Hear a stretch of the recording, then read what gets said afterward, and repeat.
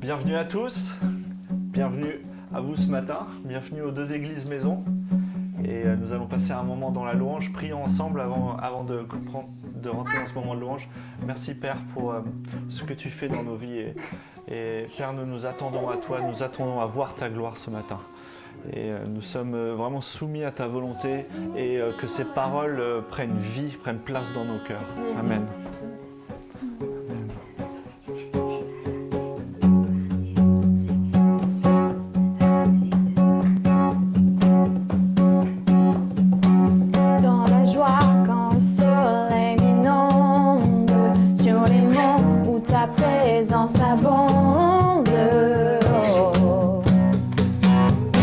Jésus, je te suivrai. Dans la peine, quand mon âme sombre, dans la vallée du deuil et de l'ombre. Jésus, je te suivrai.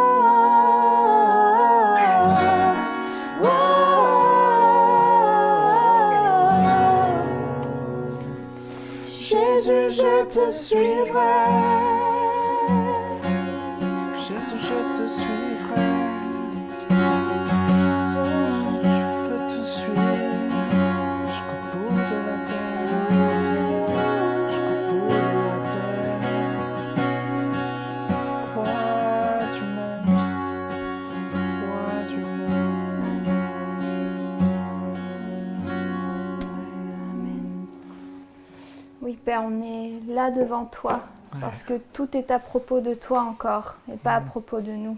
Et on veut vraiment te déclarer encore notre amour pour toi. Centré sur toi. Ouais. Nous croyons que la louange bâtit notre foi et qu'elle terrasse l'ennemi et élève Dieu. Et c'est encore ce qu'on veut faire ce matin.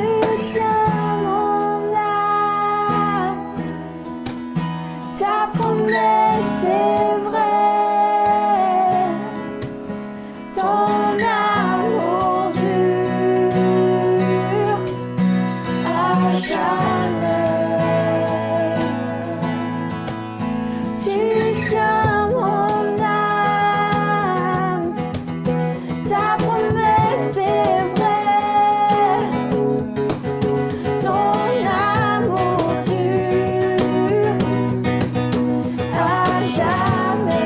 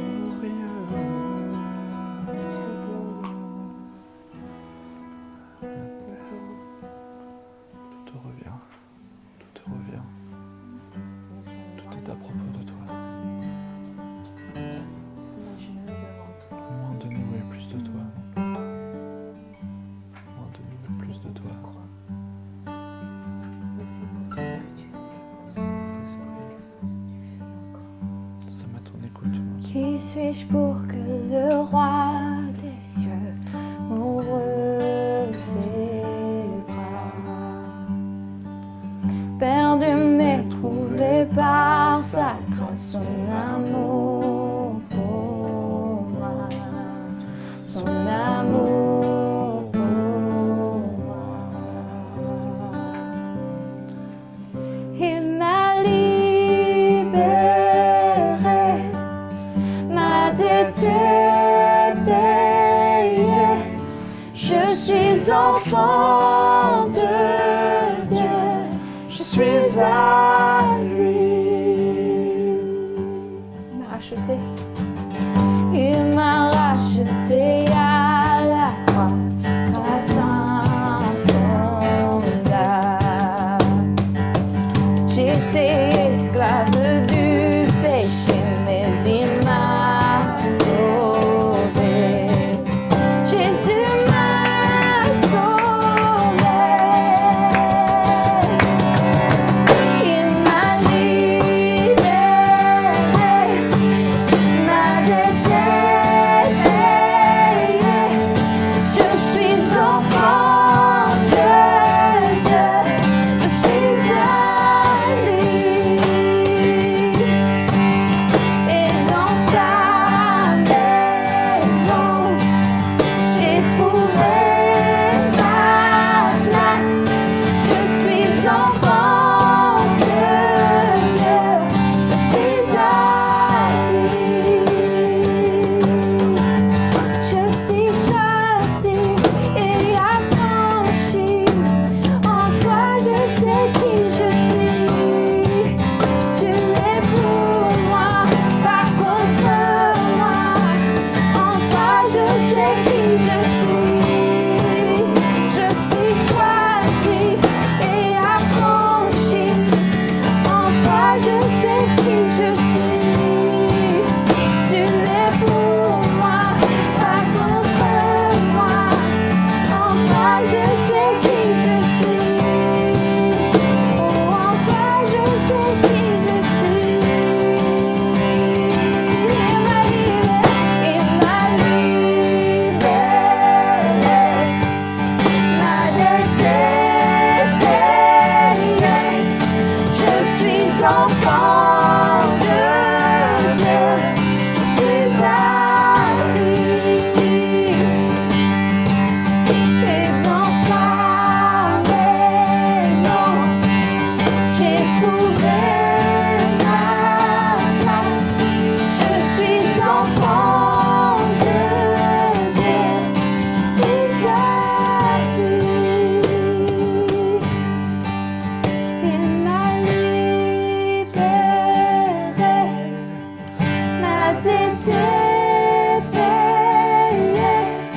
Je suis enfant de Dieu, je suis à lui. Et dans sa maison, j'ai trouvé ma place. Je suis enfant de Dieu, je suis à lui. Je suis à lui. Tout à toi, toute ma vie est à toi. Tu as tout payé à la croix. À toi appartient tout le règne, toute la puissance. Merci Seigneur pour ce que tu as fait à la croix. Merci parce que oui, tu as pris tout à la croix. Toutes nos dettes sont payées. Et aujourd'hui, nous pouvons vivre libres du péché. Et Seigneur, nous avons cette espérance. Un jour, on va te voir face à face. Et quelle joie ça va être d'entrer dans ta présence, mais pour te voir. Seigneur, je veux juste te glorifier ce matin et te remercier encore et encore pour ce que tu as fait pour moi.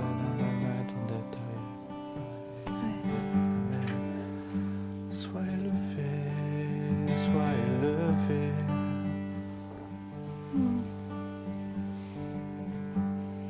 Encore quel honneur de pouvoir t'appeler papa. Et c'est tellement bon de savoir que nous sommes tes enfants. Et si nous sommes tes enfants, ça veut dire que nous avons cette puissance que tu nous donnes.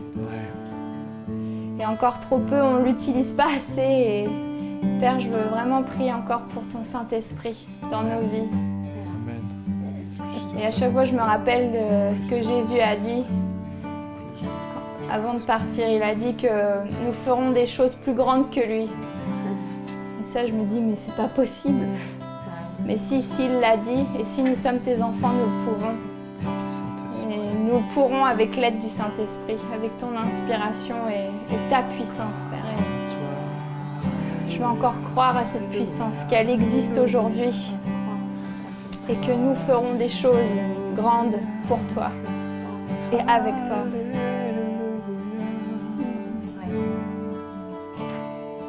Nous sommes choisis. Amen. Je vous prie de prendre place et nous allons entendre l'enseignement que Marc vous a apporté pour aujourd'hui. Bonjour à tous, je m'appelle Stéphane, j'ai 56 ans bientôt. Voilà plusieurs années maintenant que j'ai accepté Dieu dans ma vie. J'ai eu une enfance merveilleuse parce que j'avais des parents chrétiens qui m'ont enseigné dès mon plus jeune âge tout ce qui concernait l'évangile, l'existence de Dieu ou pas. Mais sans jamais aucune pression de leur part. Et ça, je trouve que c'était très bien. Et vers 10-12 ans, je me suis posé les bonnes questions sur l'existence ou non de Dieu, l'utilité de Dieu dans ma vie.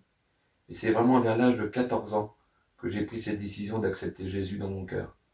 Et depuis, je n'ai jamais regretté cette décision. Bien sûr, la vie a fait que les épreuves sont arrivées dans différents stades de ma vie, mais j'ai toujours eu Jésus à mes côtés, toujours Jésus pour me soutenir. Et c'est ça qui est merveilleux. Il n'y a aucun vide.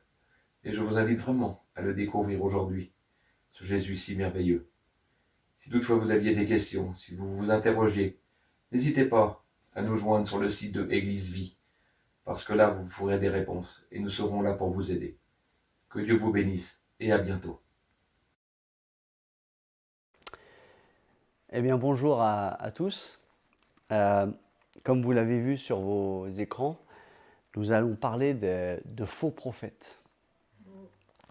Alors, c'est peut-être un message qui peut être un peu bizarre pour un dimanche matin, mais je crois que Dieu, en tout cas la parole de Dieu, doit nous enseigner des choses qui sont réelles et qui apparaissent dans beaucoup de livres du Nouveau Testament et de l'Ancien Testament. Le monde, dans l'Ancien Testament, était environné de faux prophètes, constamment. Et dans le Nouveau Testament, il y avait aussi plein de faux prophètes. Dans pratiquement tous les livres, il est parlé de faux prophètes. Et j'aimerais simplement vous lire un petit texte, un petit verset que vous connaissez, je pense, tous. Il se trouve dans Jérémie au chapitre 29 et au verset 11. Je vais le lire. En effet, c'est Dieu qui parle. Moi, je connais les projets que je forme pour vous, déclare l'Éternel. Projets de paix et non de malheur, afin de vous donner un avenir et de l'espérance. Alors maintenant, il y a beaucoup de gens qui prennent ce texte-là et se disent « ça y est, c'est bon, j'ai le texte, tout va aller bien pour moi ». Mais en fait, quand on le lit dans un contexte spécifique, parce qu'il a été tiré dans Jérémie, et Jérémie, dans tout le ministère de Jérémie, eh bien, il a dû lutter contre des faux prophètes. Et c'était pratiquement, quelque part, un ministère spécial, mais il avait un ministère de prophétie, mais il luttait contre plein de faux prophètes. Et pour nous, dans la Bible, il est facile de distinguer les faux des vrais, puisqu'on lit. Et pour Jérémie, c'est une autre histoire. Les faux se définissaient comme vrais et employaient les mêmes stratégies, les mêmes tournures de langage que Jérémie. Le Seigneur m'a envoyé, ainsi parle l'Éternel, etc. Et aujourd'hui, les faux prophètes, pas tous, mais certains prophètes, se caractérisent par un message apaisant, adoucissant, rassurant, optimiste. Ne vous en faites pas, le Seigneur va vous aider. La situation n'est pas si grave. Bien sûr, il y a des difficultés, mais nous allons les surmonter grâce au Seigneur, grâce à Dieu, etc. Et les faux prophètes, dans l'Ancien Testament, eh bien, ils minimisaient la gravité du péché, sans la nier tout à fait, et promettaient un avenir formidable, un avenir facile. Ils calmaient bien sûr les inquiétudes, et ils n'appelaient jamais, ou très rarement, à la repentance, le peuple à la repentance, et au changement de cœur, au changement d'attitude. D'ailleurs, il y avait le prophète Jean-Baptiste, qui criait, qui disait « changez d'attitude ». Jésus aussi, au début de son ministère, il dit « changez d'attitude ». C'était quand même un prophète. C'est pourquoi Jérémie, eh bien, il a dû les combattre, ces prophètes-là. Tout spécifiquement dans 3 chapitres que l'on va étudier. Le chapitre 27, 28 et 29. Alors je vais vous raconter, vraiment, je vais faire un passage très rapide sur ces 3 chapitres. Et voici l'ordre, dans le chapitre 27, voici l'ordre de Dieu et le message que devait délivrer Jérémie. Donc Dieu s'adresse à Jérémie et lui dit, tu vas faire un acte symbolique. Tu vas prendre un joug de bœuf, qui symbolise la contrainte, la servitude, et tu vas le mettre sur ton cou et tu vas te promener comme ça, un petit peu partout. Et tu enverras un message à tous les rois, petits aux alentours, et tu leur diras ceci, c'est moi l'Éternel qui ai fait la terre, les hommes, les animaux qui sont sur la terre. Par ma grande puissance et par mon bras étendu, je te donne la terre à qui cela me plaît. Et je donne la terre à qui cela me plaît, pardon. Maintenant, je livre tous ces pays entre les mains de Nebuchadnezzar, roi de Babylone, mon serviteur. Et je lui donne aussi les animaux des champs pour qu'ils lui soient assujettis. Toutes les nations lui seront soumises, à lui, à son fils et au fils de son fils, jusqu'à ce que le temps de son pays arrive et que les nations puissantes et de grands rois l'asservissent. Si jamais une nation si un royaume ne se soumet pas à lui, à Nebuchadnezzar, roi de Babylone, et ne livre pas son cou au joug du roi de Babylone, je châtierai cette nation par l'épée, par la famine et par la peste. Eh bien, voilà le message que tu dois donner, Jérémie. Donc Dieu a déterminé une période de 70 ans de domination du roi Nebuchadnezzar sur le peuple d'Israël et ses descendants. Et c'est la seule position sage, c'est-à-dire la servitude, qu'il fallait prendre.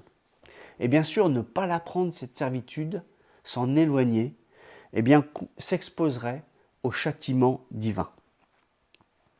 Et donc le joug que Jérémie avait, c'était simplement pour représenter cette résignation. C'est le message que Jérémie avait prêché depuis des années. Maintenant, la question, c'est quel joug portons-nous sur nous?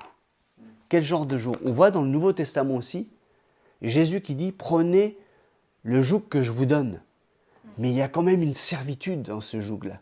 Ce n'est pas juste un joug pour nous terrasser, nous faire travailler difficilement, mais il dit « Prenez quand même ce joug. » Chapitre 28, eh bien, d'un seul coup, il y a une confrontation avec un autre prophète, avec un prophète qui s'appelle Anania.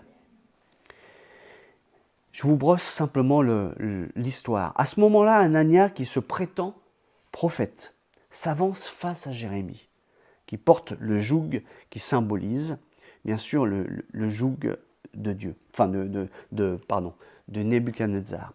Et Anania prend le joug qui est sur le cou du prophète Jérémie, il le casse en deux, ou il le brise, et prétend apporter un oracle de la part de l'Éternel, en disant « De même que j'ai brisé ce joug, l'Éternel brise le joug du roi de Babylone. L'Éternel va nous délivrer de cette domination. » Il apporte un message positif. Anania présente cela comme un oracle au nom de l'Éternel. Comment le prophète Jérémie réagit? Et là, c'est incroyable. Pas en criant tout de suite à Anania. Il ne va pas se heurter à lui. Genre, tu es un faux prophète, etc. Sors d'ici. Non, non.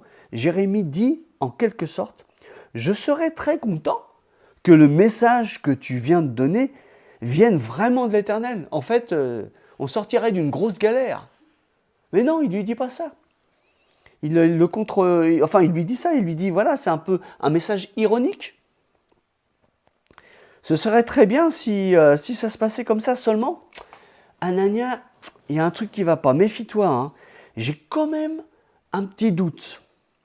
Parce que tous les vrais prophètes, ceux qui sont maintenant reconnus pour vrais prophètes parmi les générations passées, eh bien, ils n'ont pas dit des choses très agréables depuis le temps à entendre à court terme. Et en général, ils annonçaient des jugements sur le peuple, parce qu'ils avaient bien discerné que le péché du peuple appelait le jugement de Dieu. Alors ta prophétie est quand même un peu étonnante. Tu n'es pas dans la note de tes prédécesseurs. Et on sait très bien que Dieu est un Dieu qui ne varie pas. On a déjà vu ça dans les prêches passées. Donc, mais Jérémie ne va pas plus loin. Jérémie rentre chez lui. Et là, il apprend par une révélation que Dieu lui donne qu'Anania est vraiment un faux prophète. Parce qu'il utilisait souvent le même message. Donc au départ, il faut quand même être vraiment près de Dieu pour qu'il nous révèle ce qui est vrai du faux. Donc qu'est-ce qu'il fait ? Eh bien, il met, cette fois-ci, Jérémie, un joug, mais en fer. Et l'Éternel lui demande de s'adresser ainsi à Anania. Ainsi parle l'Éternel.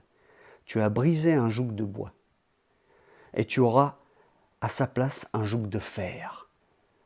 Car ainsi parle l'Éternel des armées, le Dieu d'Israël, je mets un joug de fer sur le cou de toutes ces nations, pour qu'elles soient asservies à Nebuchadnezzar, roi de Babylone. Puis le prophète Jérémie s'adresse directement au prophète Anania. Écoute Anania, l'Éternel ne t'a point envoyé, et tu inspires à ce peuple une fausse confiance. C'est pourquoi ainsi parle l'Éternel. Voici, je te chasse de la terre. Tu mourras cette année. Car tes paroles sont une révolte contre l'Éternel. Et bien sûr, le chapitre conclut sobrement. Et Anania, le prophète, mourut cette année-là, dans le 7e mois. Allez, bye bye. Fausse prophétie. Mort certaine. Alors vous allez me dire, oula Marc, tu nous fais peur là. Non, je ne vous fais pas peur, c'est la vérité, c'est la parole de Dieu. Et c'est vrai que cet épisode est vraiment très frappant dans la vie de Jérémie. Et qui montre comment les vrais prophètes et les faux prophètes ont pu s'affronter. Et donc, comme je vous disais au départ, dans le Nouveau Testament, eh bien, plusieurs fois, Jésus, Paul, Pierre, tout le temps, ils nous avertissent des faux prophètes qui vont venir sur la terre. Et qui feront même des miracles pour éloigner, pour éloigner ceux qui sont attachés, bien sûr, à Christ. Vous savez qu'il y a des faux billets aussi qu'on fabrique. Et il y a une certaine lumière qu'on peut voir, distinguer le vrai du faux. Et donc c'est à la lumière de Dieu aussi qu'on peut vraiment voir que celui qui est faux ou qui est vrai. Et donc j'aimerais terminer simplement par rapport à l'histoire. Dans le chapitre 29, c'est la vraie prophétie qui arrive. Ne vous laissez pas tromper par des faux prophètes. Prospérez, cherchez le bien là où vous êtes. En effet, moi je connais les projets que j'ai formés pour vous. C'est le texte qu'on a lu en début. Déclare l'Éternel, projet de paix et non de malheur, afin de vous donner un avenir de l'espérance. Si vous me cherchez, je vous répondrai. Attention, il y a la suite. Et si vous gardez, si vous restez pour l'instant sous la gouverne de Nebuchadnezzar, parce que c'est simplement un temps de 70 ans. Voilà, ça doit se passer. Mais quelle vérité ? Là, maintenant, la question, elle est, quelle vérité devons-nous suivre ? Est-ce facile de suivre la vérité, la vraie vérité ? Beaucoup sont trompés, beaucoup sont abusés par des vérités, des contre-vérités, leur vérité aussi. Il y a différentes vérités. Et c'est pour ça, simplement en 4 petits points, très rapidement, j'aimerais vous parler des vérités, de la vérité du père du mensonge, de la vérité, des vérités plutôt des prophètes de ce monde, des vérités aussi des prophètes qui nous entourent, et aussi des prophètes que nous représentons. Car quelquefois, on prophétise des choses pour nous-mêmes qui sont fausses. La première chose, c'est le père du mensonge. Vous le connaissez tous, c'est Satan. Et Satan a toujours utilisé l'envie, les choses agréables, une délivrance pour Ève et Adam, hein, une ouverture qui leur permettrait de connaître le bien et le mal. Donc quelque part, il prophétise des choses, hein, d'avoir les yeux ouverts, d'être comme des dieux. Il a toujours un message positif pour nous séduire. C'est toujours monts et merveilles. Suite à cette désobéissance, bien sûr, à Dieu, hein, Dieu dit à l'homme, eh bien, maintenant tu travailleras à la sueur de ton front. Et il dit à la femme, ben voilà, maintenant tu vas enfanter dans la douleur. Et c'est vrai qu'aujourd'hui, par rapport à ça aussi, l'homme essaie toujours de contourner toutes ces réalités. Et il est facile aussi de lire dans la Bible ce que nous voulons bien lire aussi. Tous les aspects profitables, on va les mettre en fait, hein, si on avait un espèce de je sais pas, de filtre, hein, allez, tout ce qui est positif, et tout ce qui est négatif. Voilà, on va séparer la Bible. Mais non, c'est pas ça. Enfin, tout ce qui nous fait quelque part, en tant qu'homme, du mal, ou qui semble nous faire du mal. Et Satan fera tout pour nous les montrer, toutes ces choses-là. Or, Jésus n'enseigne pas cela. Il apporte la paix, il apporte la joie, il apporte l'espérance, le salut d'une vie éternelle. Mais n'oublions pas que son salut, il a été à travers son sacrifice. Et d'ailleurs, quand on voit toute la vie de Jésus, il a eu des bons moments, il a été à un barbecue, une fête, à un mariage, etc. Il a eu des bons moments. Hein. Clayton nous a prêché le barbecue de Jésus. C'était des bons moments. Mais si vous regardez vraiment l'essentiel, c'était une vie de combat, une vie de sacrifice. On lui a craché au visage, on a voulu le tuer. C'était terrible, quelque part.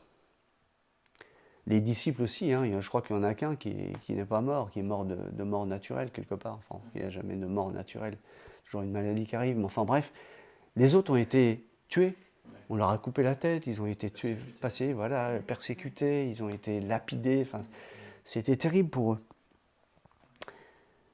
Mais pour ce qui est de la vie chrétienne alors, les choses ne sont pas si faciles aujourd'hui. Même si on vit dans des temps, en 2022, on entend toujours dire « Oh, ça se passe toujours en 2022 !» Mais oui, mais c'est de pire en pire. Ouvrez vos oreilles, ouvrez vos yeux. Oui, 2021, pardon. J'étais en 2022, je ne sais pas pourquoi. Voilà. Faux prophète. Oui, faux prophète. C'est pas facile. C'est vrai que être chrétien, c'est pas sortir du monde. C'est pas se cloîtrer dans des murs. C'est pas ça être chrétien. Être chrétien, c'est aller dehors, c'est proclamer, c'est côtoyer des voisins, c'est côtoyer nos collègues, c'est dire des vérités. C'est vivre dans le monde. Ne pas être du monde, mais vivre dans le monde. Aller par tout le monde, prêcher la bonne nouvelle. N'oublions jamais que le but du mal est de nous détourner des ordonnances de Dieu, pour nous concentrer sur nos besoins premiers. Et c'est ce qu'a fait Anania. Il a voulu dire, ah, vous inquiétez pas, Dieu va nous délivrer, etc. Il faut combattre Nebuchadnezzar, voilà, etc. Il faut sortir de cette situation pénible. Et non, des fois, il faut être dans la pénibilité pour pouvoir, peut-être que Dieu agisse en nous. Le deuxième point, c'est les faux prophètes du monde. Beaucoup trop de gens tombent dans les mensonges du monde. On sait bien, hein, concernant les biens matériels, on reçoit toujours des coups de téléphone en ce moment-là. C'est incroyable, hein. Vous allez vous faire de l'argent si vous investissez là-dedans. Enfin, vous ouvrez la télévision, c'est des pubs. Maintenant, c'est sur YouTube, il y a une pub à chaque fois. On ne peut plus regarder rien sans qu'il y ait des gens. Mais en fait, ils nous prophétisent des choses qui sont fausses. Investissez là-dedans, etc. Et puis on nous dit, mais pensez à vos enfants, pensez à l'héritage, etc. Investissez là-dedans, etc. On est assailli de partout. Le monde aussi offre l'horoscope. Moi j'aime bien écouter une radio de jazz dans la voiture, et le matin, et à chaque fois, bingo, à une certaine note, c'est l'horoscope. Mais je me dis, mais les gens, qu'est-ce qu'ils ont dans la tête d'écouter l'horoscope? Enfin, ils ont qu'à dire l'horoscope dans des pays où ils crèvent la faim. Enfin, ça risque pas de marcher. Hein. Mais il y a la voyance, il y a la magie, il y a les 10 heures de bonne aventure, il y a l'astrologie, il y a les cartomanciennes, les marabouts. La française des jeux aussi. C'est des fausses prophéties tout ça. Des faux prophètes, les paris, ceux qui nous poussent à investir, qui nous font miroiter le spiritisme aussi, la connexion avec les morts. C'est terrible tout ça. Et d'ailleurs, si vous lisez Jérémie chapitre 27 au verset 9, eh bien, on parle des sorciers, etc., de tous ces faux prophètes, pas uniquement les faux vrais, vous voyez ce que je veux dire? Il y avait aussi les vrais faux prophètes que tout le monde savait. Et malgré tout, les gens se fiaient à eux. Si tu te concentres sur la volonté de Dieu pour toi et ta famille, alors Dieu pourvoira. Il pourvoira à tous tes besoins. Ce n'est pas le monde qui va pourvoir. Le monde essaye de pourvoir à tes besoins, mais ce sont des faux prophètes. Troisième point. Les faux prophètes qui nous entourent, qui sont peut-être avec nous, qui sont peut-être dans l'Église, parce que la Bible parle qu'il y en aura qui vont être déguisés.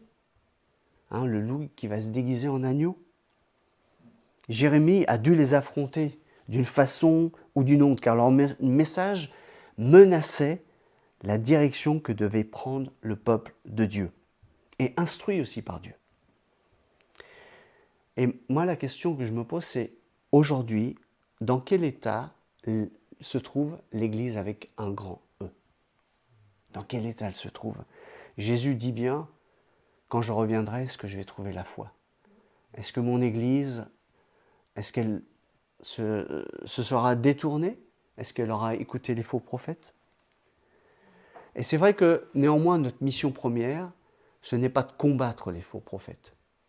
On n'est pas là à passer tout notre temps à combattre. Et c'est vrai que quelquefois, on peut voir sur YouTube des gens qui passent leur temps à combattre, des prédicateurs, etc. Ce n'est pas ça notre but. C'est simplement de les reconnaître au milieu de nous et de dire attention, faisons attention. Vous savez, certains annoncent des choses comme l'évangile de la prospérité. Et c'est ce qu'Anania faisait. Il annonçait un évangile de la prospérité. Il faut reconnaître ça. On entend dire aussi un chrétien ne doit pas être malade. Un chrétien doit être riche. S'il donne sa dîme, il va s'enrichir. Il va être couvert, il va être protégé par Dieu. Mais non, c'est pas ça.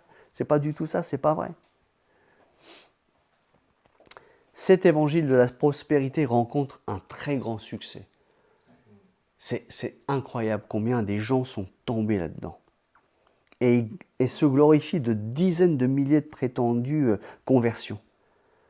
Parce qu'un tel message attire le monde. Enfin, on peut prêcher ce genre d'évangile et vous allez voir qu'on va attirer le monde comme des mouches. Ça va être incroyable. Alors soyons sur nos gardes, restons vigilants pour ne pas nous laisser berner par les mensonges que suscite l'adversaire. Maintenant, mon dernier point, c'est nous. On peut être des faux prophètes à notre compte. C'est incroyable ça. Hein? Nous avons une tendance qui s'accentue dans le monde actuel. Et c'est de vouloir toujours vivre sur nos vérités, fondées sur nos principes, nos convictions personnelles. Vous n'avez pas remarqué ça? Certains ont écarté des principes bibliques, comme le principe biblique du mariage, comme la consécration, comme l'honnêteté, comme l'éducation aussi des enfants, comme le discipulat, comme la prière, comme la dîme, comme beaucoup d'autres choses aussi. Ils les ont écartés parce qu'ils pensent autrement. Voilà, c'est une forme. D'autres mettent en priorité leur prospérité plutôt que celui du royaume. Et c'est là le grand danger. Et donc on prophétise des choses à nous-mêmes qui sont complètement fausses. J'entends souvent aussi quelque part, « Ah, j'ai craqué pour ça » ou « Je me suis fait plaisir » ou et moi j'aimerais poser la question, mais est-ce que tu as craqué pour le royaume de Dieu, quoi? Est-ce que tu fais plaisir au royaume de Dieu? Mets-tu le royaume en priorité? Vous vous rappelez dans Matthieu 6, 33, cherchez premièrement le royaume et la justice de Dieu. Le royaume et la justice, moi j'aime bien le royaume et la justice avant. Et toutes les choses que tu aimes, pourquoi pas demander à Dieu quelque chose. Seigneur, j'ai besoin de ça. Tu sais que j'ai besoin d'être souvent sur la route. J'ai besoin d'une bonne voiture. Ou j'ai besoin d'un bon vélo parce que voilà, je me déplace. J'ai besoin d'un blouson pour... Enfin, il y a plein de choses. Eh bien, toutes ces choses, Dieu va vous les donner. Parce que vous aurez mis le royaume d'abord. Moi, juste simplement une petite illustration. Quand Kaz et moi, et Clayton d'ailleurs, on a été en Angleterre et on cherchait une maison. D'abord, je cherchais un travail. Mais on mettait Dieu en priorité. On voulait s'investir dans l'église. On mettait Dieu en priorité. Et franchement, on a vécu des miracles au niveau du travail. J'avais 3 interviews en une semaine. Et je parlais très mal anglais. Ensuite, on a eu la maison. C'était vraiment un miracle. Vraiment un miracle. On est passé devant tous les Brits. Désolé les Brits. Mais c'était incroyable. Mais parce qu'on mettait Dieu en premier. C'est ça. Aujourd'hui, on voit peu de miracles. C'est vrai ou pas? On aimerait voir des miracles, des gens guéris, etc. Mais peut-être on devrait peut-être se poser la question, est-ce qu'on met Dieu en premier? Tu veux que Dieu guérisse un tel dans ta famille, etc. Mais tu demandes à Dieu, mais Dieu dit, mais attends, tu ne me mets même pas en premier. Tu crois que je vais t'exaucer? Tu crois que je vais dire à un gamin, tu vas ranger ta chambre et après et le gamin vient, mais oui, il faut que tu me exauces. Mais non, tu dois d'abord ranger ta chambre. Mais Dieu, c'est pareil. C'est la même chose. Ah non, c'est pas juste. Moi, je suis sauvé, j'ai mon salut. Dieu doit tout me donner. Je suis chrétien maintenant. Non, je crois pas. Non. Mais Dieu en premier dans ta vie. Peut-être qu'on pense que le Dieu d'hier n'existe plus, ou il a plutôt changé un petit peu. Hein. C'était très dur dans l'Ancien Testament. Et puis il s'est adouci, quoi. Hein, il est mort sur la croix. Et puis il s'est adouci, complètement laxiste. Maintenant, il donne des bénédictions à droite et à gauche. Vous n'avez plus qu'à louer le Seigneur, à lever vos mains, à avoir de la bonne musique, etc. Et puis après, retournez au boulot. Vivez comme vous voulez et demandez-lui des choses, voilà, pour votre confort. Et non. Si on regarde la vie des disciples, eh bien, purée, c'était difficile. Et nous, on vit peut-être en 2021, on pense qu'on doit avoir une vie beaucoup plus confortable. Beaucoup plus confortable. Non, c'est difficile. C'est difficile de suivre Christ. D'ailleurs, Jésus le dit. Souvent, hein, celui qui veut me suivre, eh bien, il a intérêt à porter sa croix. Enfin, c'est Jésus. Regardez dans la Bible, c'est pas moi qui l'invente. Hein. La vérité. C'est la vérité. Encore une fois, hein, notre interprétation peut nous conduire, nous induire et nous faire aussi des faux prophètes pour notre propre compte, encore une fois, sur le mariage, sur un tas de choses, sur le sexe avant le mariage, sur tout un tas de choses, sur l'adultère, sur tout un tas de choses. Lisez la Bible. Lisez ce qui vous dérange. Ne lisez pas ce qui vous arrange. Et j'aimerais conclure. Mardi soir, Clay nous a rappelé que ceux qui sèment avec larmes, pourquoi ils sèmeraient avec larmes d'ailleurs? Parce que c'est difficile. Parce que c'est difficile de labourer. Parce que c'est difficile de semer quand il fait chaud ou quand il flotte. Mais ils moissonneront avec chant de joie. Donc c'est dur d'abord. Après on moissonne. On ne fait pas l'inverse. Hein. Jamais l'inverse. Insulte, persécution, sacrifice. Mais espérance, paix, joie, héritage, consolation, rassasiement, appelé fils de Dieu, récompense, propriétaire du royaume des cieux, et voir Dieu face à face. Ça, c'est dans la Bible. Je me demande pourquoi les disciples, sauf peut-être un, ils ont été tous massacrés. Ou plutôt, ils ont vraiment travaillé, Mais ils avaient ça dans le cœur.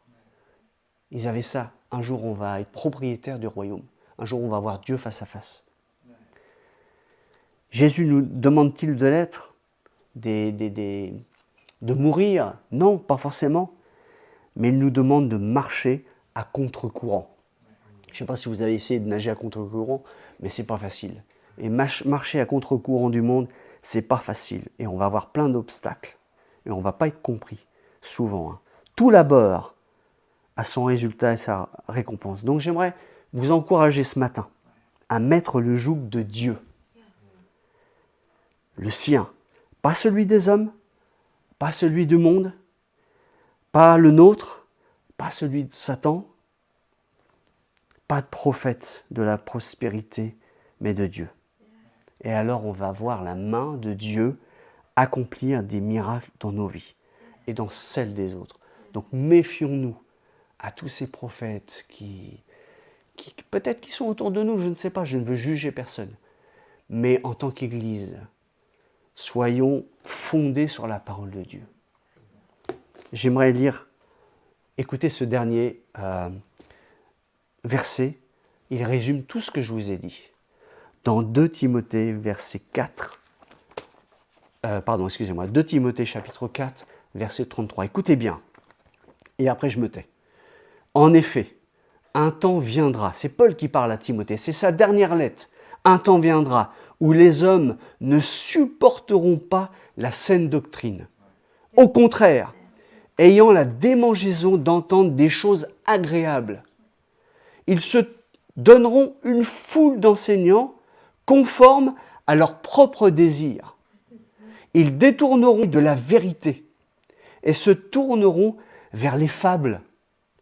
Mais toi, Timothée, Clara, Clayton, Antonin, Stéphane, Nadège, Baptiste, tous les autres qui nous écoutent, mais toi, sois sobre en tout.